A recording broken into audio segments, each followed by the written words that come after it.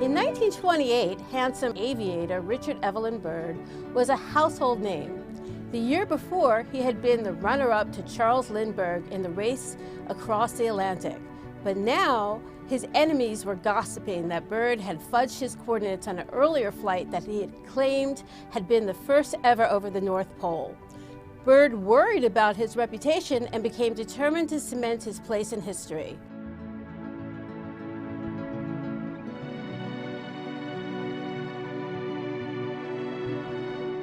Bernays had softened Calvin Coolidge's gruff public image during the 1924 presidential campaign, organizing the jovial pancake breakfasts that had helped him win the White House. Now Bernays advised Byrd to play the national pride. Norway's Roald Amundsen had reached the South Pole on foot in 1911. This was the era of aeroplanes. Byrd could be the first to chart Antarctica from the skies.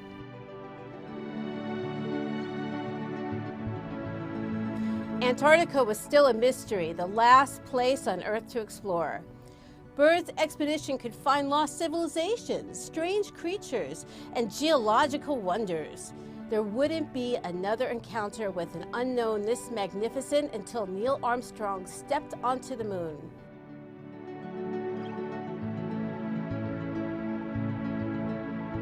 The expedition was staffed almost entirely by volunteers, and sacks full of mail from eager applicants overwhelmed Byrd's New York headquarters. 80,000 Boy Scouts competed for the one spot saved for them, and teenage girls pleaded with Byrd to let them prove themselves the equal of any man. The New York Times ran daily front-page stories on Byrd's preparations, and interest built to frenzy. Billy Goronsky, the plucky son of Polish immigrants who ran an upholstery business on New York's Lower East Side, desperate to avoid a dreary future working in his father's store, he dove in the Hudson River the night before Byrd's flagship was set to depart and snuck aboard. Caught by the crew, Billy's despondent face was splashed across the front page of newspapers around the world. The scrappy rascal caught the public's fancy, and after 2 more attempts to stow away, Byrd decided to take the kid along on the adventure of a lifetime.